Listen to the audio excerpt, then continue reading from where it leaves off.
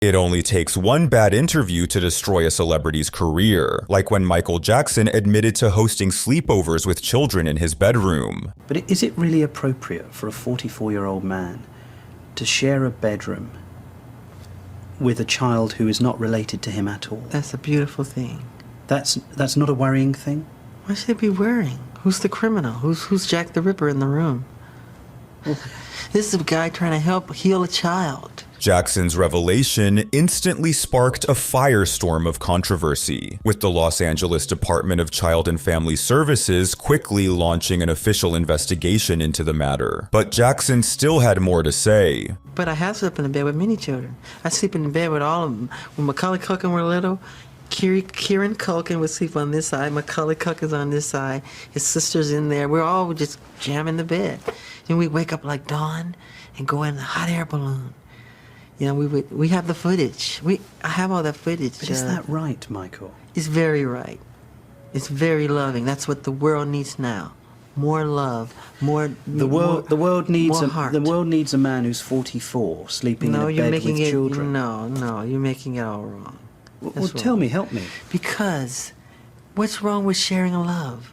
You don't sleep with your kids or some other kid who needs love, who didn't have a good childhood? No, I don't. I would never dream of sleeping. I would never dream. Because you've never been where I've been, mentally. Eventually, the singer faced formal charges for several disturbing crimes, culminating in the infamous The People vs. Jackson case in 2005. Although Jackson was acquitted of all charges, the damage to his reputation was irreversible. 2005 would also prove to be a rough year for actor Tom Cruise, beginning with his unusual behavior on The Oprah Winfrey Show. We've never seen you behave this way before. I know. Have you ever felt this way before? Shortly thereafter, Cruise publicly criticized actress Brooke Shields for using antidepressants to treat postpartum depression, with the actor subsequently appearing on The Today Show to air out his opinions in an interview that ultimately cost him millions. I've never agreed with psychiatry, ever. Before I was a Scientologist, I never agreed with psychiatry. And then when I started studying the history of psychiatry, I started realizing more and more why I didn't agree with psychiatry. And as far as the Brooke Shields thing is, look, I want to see her do well.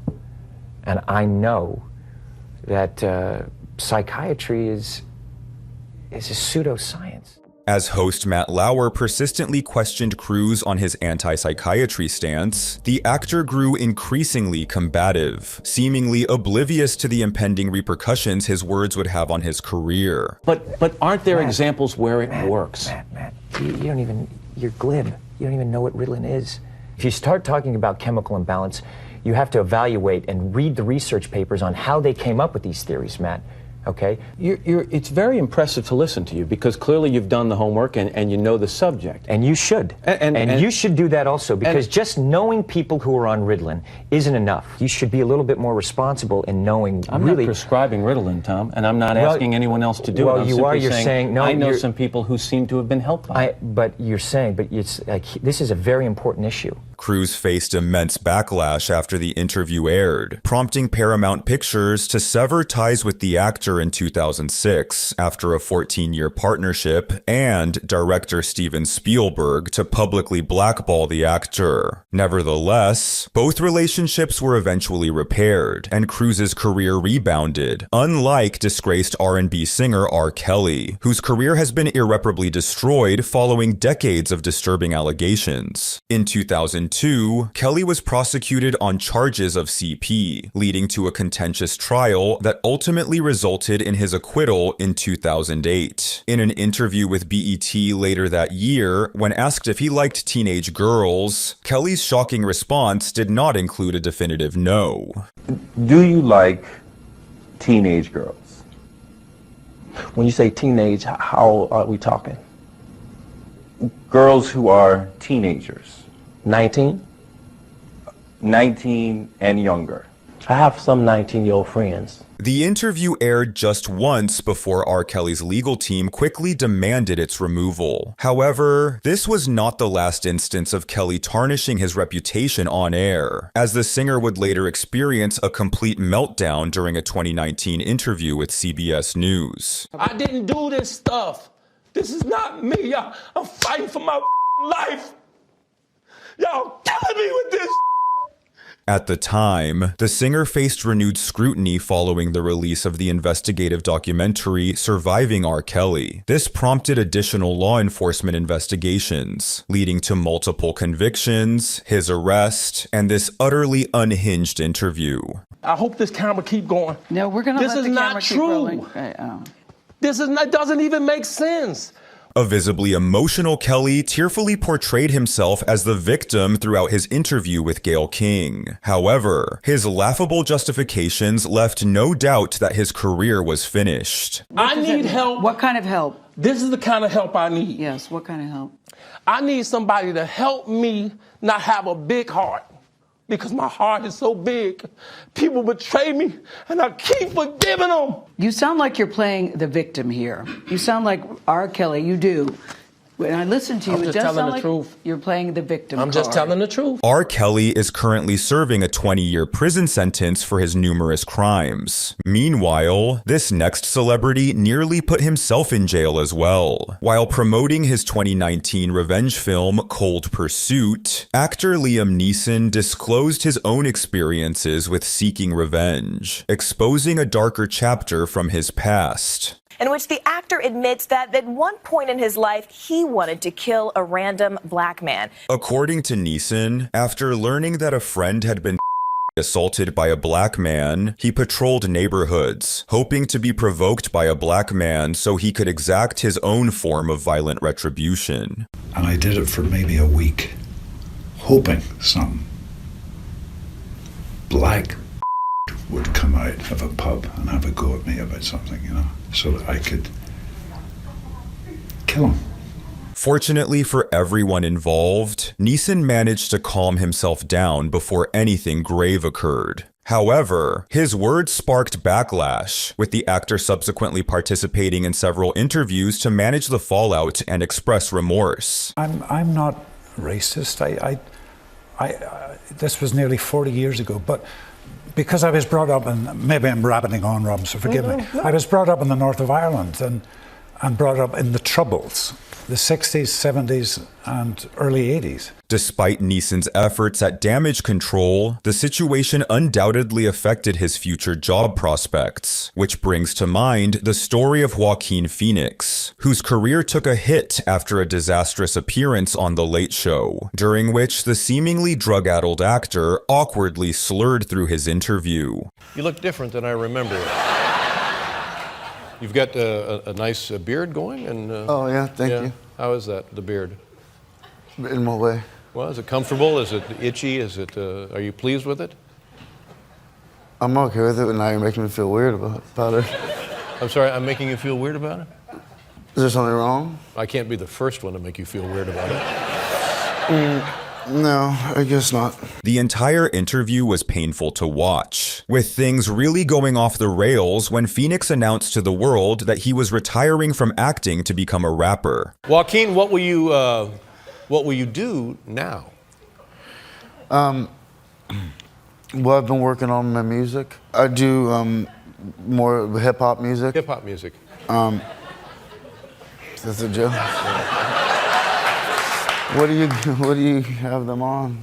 I'm sorry? I'm sorry, what do you gas them up with? Things only got worse when Phoenix awkwardly pitched himself as a potential future musical guest for Letterman's show, with the host making a complete joke out of Phoenix. Well, I'd love to come on the show and perform. Yeah. You know, that seems unlikely. I'm just kidding.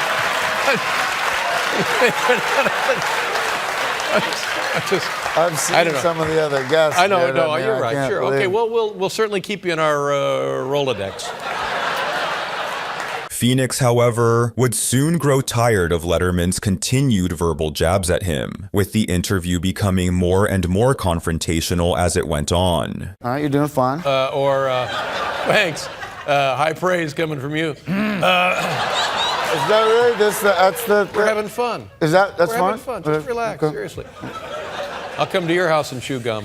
Okay, I don't have to chew the gum. No, just relax. I won't chew the gum. Wow. This interview would leave a lasting negative impression, with the media genuinely believing that Phoenix was having a mental breakdown. Although it was later revealed that Phoenix was method acting during his interview with Letterman, the damage had already been done. Fearing that the actor was struggling with drug addiction, movie studios avoided hiring him for years. And while Phoenix was able to eventually put his career back on track, the same cannot be said for actress Katherine Heigl, whose career took a nosedive following an infamously disastrous interview with Vanity Fair in 2008, where she expressed dissatisfaction with how her character was portrayed in the hit film Knocked Up. Heigl labeled the film as sexist and stated, "It paints the women as shrews, as humorless and uptight, and it paints the men as lovable, goofy, fun-loving guys. It exaggerated the characters, and I had a hard time with it on some days. I'm playing such a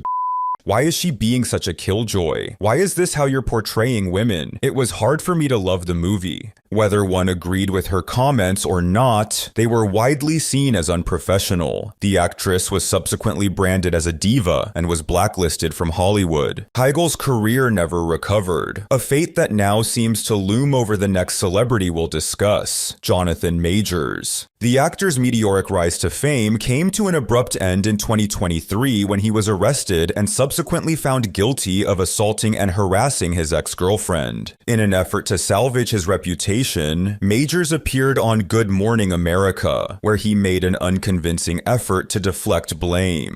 How did those injuries come about? I wish to God I knew. That would give clarity. That would give me some type of peace about it. But you're confident you didn't cause I have no them. question. My hands have never struck a woman.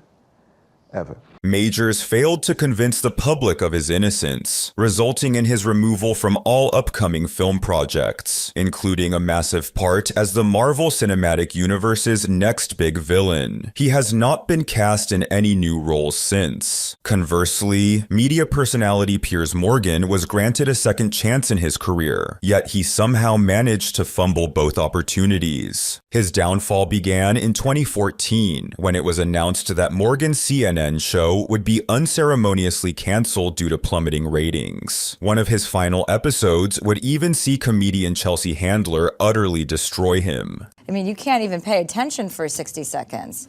You're a terrible interviewer. Well, you just weren't keeping my attention. That's Well, more but an issue that's for you not than my me. problem. Well, it is your problem. This is your show. You have to pay attention to the guests that you invited on your If show. they're interesting enough. Yeah, they listen, it doesn't matter how interesting I am. You signed up for this job. Of course it does. Well, maybe that's why your job is coming to an end. With his reputation in the US damaged, Morgan returned to the UK to co-host Good Morning Britain. There he swiftly gained notoriety for his fanatical defense of the royal family. I'm sorry, I don't believe a word she says, Meghan Markle. Well, that's a I wouldn't believe it if she read me a weather report.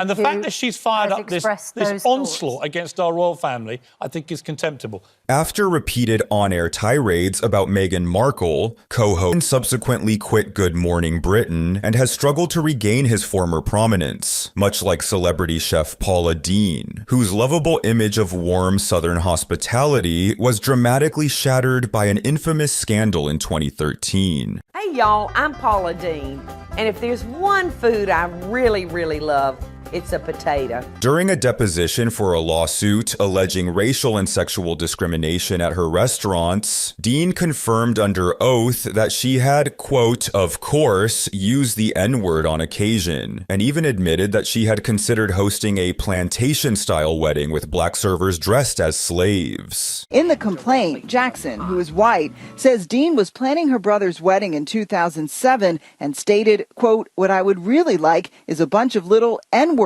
to wear long-sleeve white shirts, black shorts, and black bow ties. Now that would be a true Southern wedding, wouldn't it? As the backlash intensified, Dean appeared on the Today Show to address the controversy, but her clumsy interview only made the situation worse. You were asked whether using the N-word in telling a joke was hurtful, and you said, quote, I don't know, most jokes are about Jewish people, rednecks, black folks.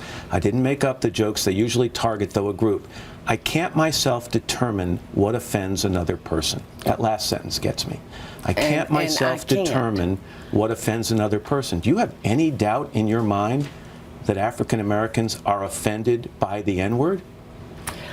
I don't know, Matt. I have asked myself that so many times. Dean adamantly insisted she was not a hateful person, but as tears began to flow, her outburst became unbearably cringeworthy. And I tell you what, if there's anyone out there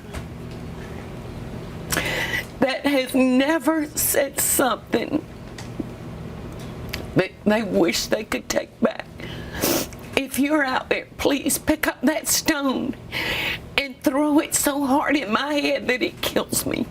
Please, I want to meet you. I want to meet you. I is what I is, and I'm not changing. As public sentiment towards Dean continued to decline, her countless sponsors dropped her like a sack of potatoes, driving her further into obscurity. Moving from Paula Deen to Paula Abdul, this 2007 interview with the singer, who was promoting the latest season of American Idol, got off to a rough start as Abdul appeared noticeably intoxicated. Right off the bat, what do Idol fans have to look forward to this season, and what are you looking forward to seeing? Well, is that what it is? I was wondering, what is that? Somebody else must be talking to Paula. Are you there, Paula? Paula, good morning. Good morning, everyone. I'm going to ask that question one more time, okay? I'll tell you. The interviewers initially believed they were experiencing audio issues, prompting a brief intermission to resolve the problem. However, when the broadcast resumed, it became evident that there were no technical difficulties. Rather, Abdul was under the influence. Tell us, what are you looking forward to this season? How about a lot of you coming in? It's a wild party where you are. Yeah, that's what we hear. The interview turned into a viral sensation, becoming a defining, albeit humiliating, moment in Abdul's career. Nevertheless, Abdul vehemently denied using any illicit substances, much like cyclist Lance Armstrong, who, despite decades of accusations and investigations, maintained that he never used performance-enhancing drugs during his 7 Tour de France victories.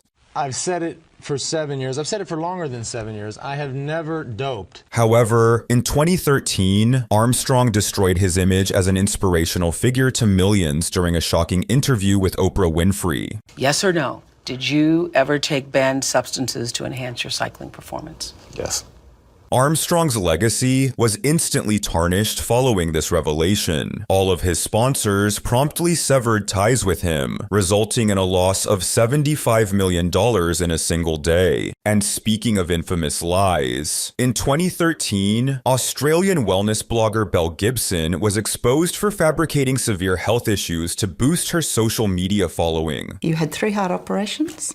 You suffered 2 cardiac arrests, you died twice on the operating table, you had a stroke, and you were diagnosed with an inoperable brain tumour and given 4 months to live. Correct. Following her supposed cancer diagnosis, Gibson began posting daily updates about her journey, claiming she cured her brain cancer with natural homeopathic remedies, and her social media channels quickly blew up in popularity. However, rumors soon began to spread that Gibson had faked her cancer diagnosis for personal gain, with the mounting public pressure eventually forcing her to address these accusations in the press. Belle, it's all here. It is It is all here. You know, you go on Instagram in 2013. I have been healing a severe and malignant brain cancer for the past few years with natural medicine, Gerson therapy and foods. It's working for me. It is. And except you didn't have brain cancer. No, I didn't. Once Gibson admitted her cancer had been a hoax, her career was over in an instant, and the disgraced blogger was fined $410,000 by the Australian government. Do you take responsibility for driving any people away from conventional medicine in seeking treatment for their cancer? That would be really heartbreaking to me because I never intended on doing that. Do you accept that that's what you might have done? I accept that might have happened. This next celebrity's health issues were very much real, as actor Charlie Sheen would make a revelation that shocked the world during a 2015 interview on The Today Show. I'm here to admit that I am in fact HIV positive. While some commended Sheen for his bravery, many criticized him for waiting 4 years to disclose his HIV-positive status, arguing that this delay could have put his romantic partners at risk. Have you knowingly, or even perhaps unknowingly, transmitted the HIV virus to someone else since your diagnosis? Impossible. For some, the interview portrayed Sheen in a more sympathetic light than ever before. For others, it reinforced his reputation for recklessness, especially concerning the well-being of others. Have you had unprotected sex on any occasion since your diagnosis? Yes. However, there is no sympathy to be had for disgraced royal Prince Andrew, who sat down for an interview with the British Broadcasting Corporation amid intense media scrutiny over his friendship with convicted trafficker Jeffrey Epstein. You've chosen to speak out for the first time. Why have you decided to talk now? Although the prince aimed to deny allegations of sexual misconduct, his responses only served to raise further questions. For starters, Prince Andrew boldly and straight up denied ever meeting his accuser, Virginia Roberts. I have no recollection of meeting her. No. However, questioned about the photograph allegedly proving their encounter, the royal fumbled through a feeble and almost comical excuse. The interview clearly did not support his case, leading the prince to step down from royal duties. He resigned from public roles in May 2020, and soon after, the Queen removed his honorary military affiliations.